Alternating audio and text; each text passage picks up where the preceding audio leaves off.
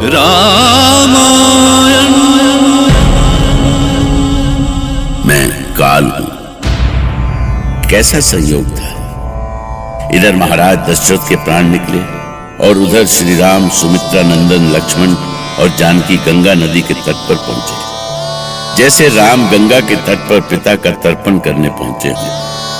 राम को गंगा पार करनी थी, नौका भी सामने थी, किंतु निषाद राज कहीं नहीं दिखाई दे रहा था।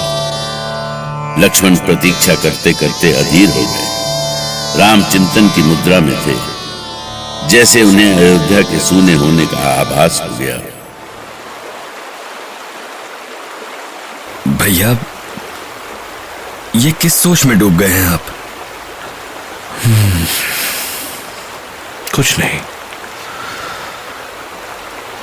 मैं क्या सोच रहा था, हाँ, सोच रहा था कि जब तक निषाद राज नहीं आ जाते तब तक हमें यहीं रुकना पड़ेगा। निषाद राज के लिए और कितनी प्रतीक्षा करें भैया? आप आदेश दे, मैं उन्हें अभी ढूंढ कर ले आता हूं। नहीं लक्ष्मण, निषाद राज स्वयं आ जाएंगे। कोई तो कारण होगा उनके विलंब का। वहां जाना तो है, पर हम कैसे जाएं? कैसी बात करते हो जी? तुम निषाद राज हो और वहाँ घाट पर लोग तुम्हारी प्रतीक्षा कर रहे हैं। जाके उन्हें नदी पार नहीं कराओगे तो हम खाएंगे का? अरे पर हम कुछ और सोच रहे हैं भगवान। आज हमारे जीवन का सबसे बड़ा कमाई का दिन है। जो आज कमा लिया वो जन्म जन्मांतर तक काम आएगा। कैसा उल्टा सीधा बात कर रहे हो जी? घर में बैठे बैठे जन्म जन्म भर की कमाई का सपना देख रहे हो? बौरा गए हो का? सुनो, कहीं तुम भांग धतूरा तो नहीं खा लिए? तुम नहीं समझोगी भगवान। आज हमारी नौका पर सवार होने वाला कौनो साधारण मानुस नहीं है। अगर वो चाहे तो मिट्टी को भी सोना बना दे। हमको मत बहकाओ जी। तुम काम पर जाओगे या हम जाएं? तुम तो बना बनाया काम भी बिगाड़ दोगी। तुम चुपचाप घर में बैठो।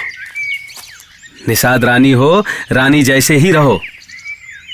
हम विचार कर रहे हैं कि इस अवसर का लाभ कैसे उठाएं।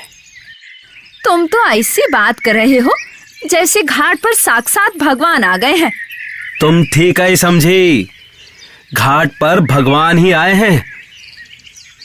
उनका कृपा हुआ तो हम भवसागर से पार हो जाएंगे।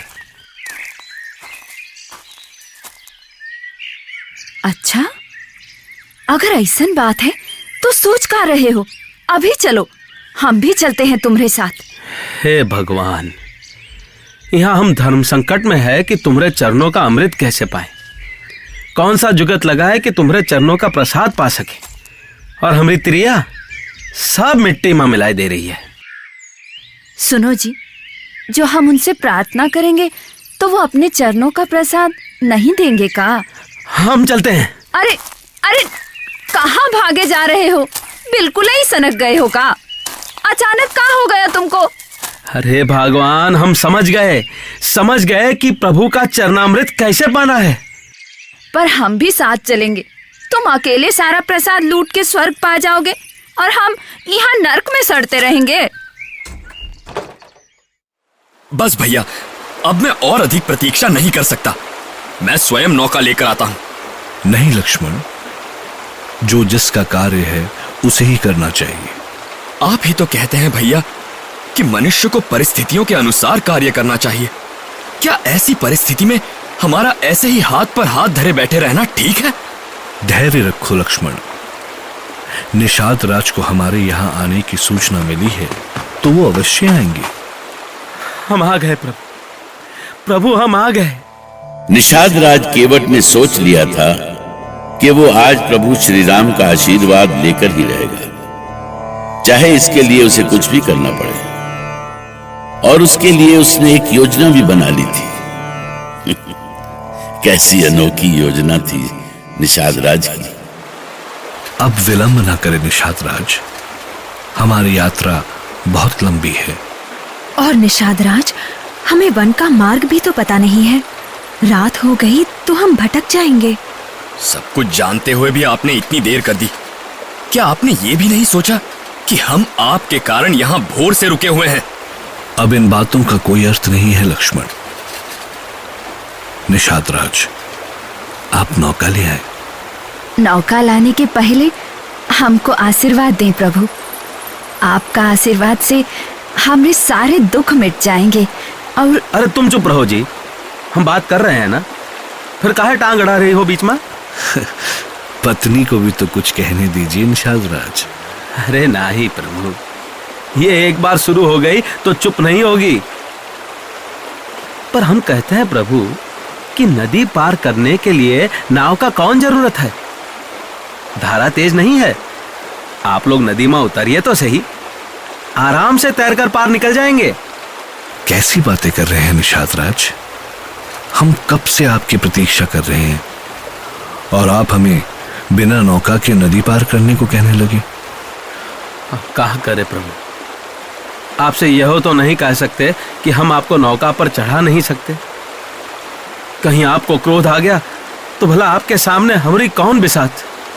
निषाद राज, हम ऐसी बातें सुनने के आदी नहीं हैं।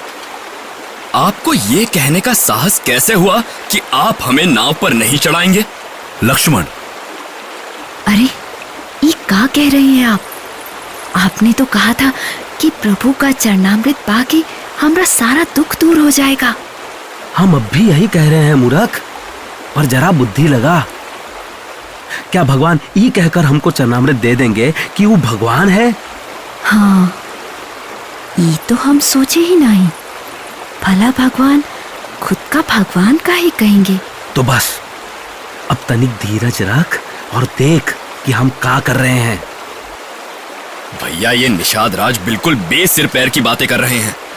पहले हमें उनसे ये जानना चाहिए कि वो ऐसा कह क्यों रहे हैं। कोई तो कारण होगा उनके ऐसा कहने का। हाँ निषाद राज, भला हमें अपनी नौका पर बिठाने से मना करने का क्या कारण है? प्रभु, हम आपका सत्य जानते हैं। कौन सा सत्य? हमारे वनवास का सत्य तो पूरी अयोध्या जानती है। जिस सत्य को हम सब ने भोगा है, जिस सत्य को अयोध्या का राजमहल जाने कब तक भोगता रहेगा।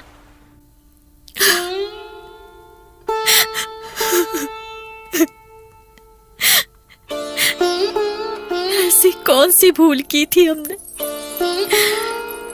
कि ईश्वर ने हमें ये दंड दिया है? गुरुदेव, आप ही बताइए, कौन सी भूल की थी हमने? एक ही पल में पुत्र और पति दोनों हमसे मुंह मोड़कर चलते हैं। क्यों गुरुदेव, क्यों क्यों? मृत्यु तो अटल सत्य है देवी कौशल्या, उसको कौन टाल सकता है भला?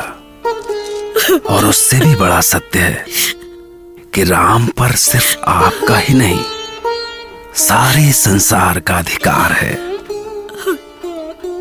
अब विलाप करने से क्या होगा? जो होना था सो हो चुका।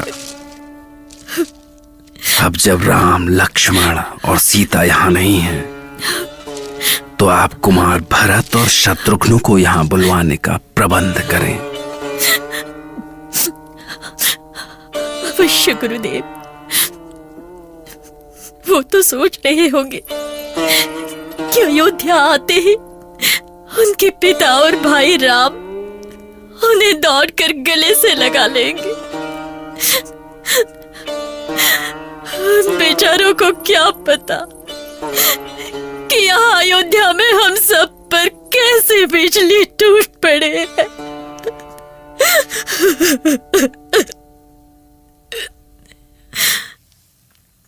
महाराज दशरथ की मृत्यु से अयोध्या की प्रजा का दुख दुगना हो गया था।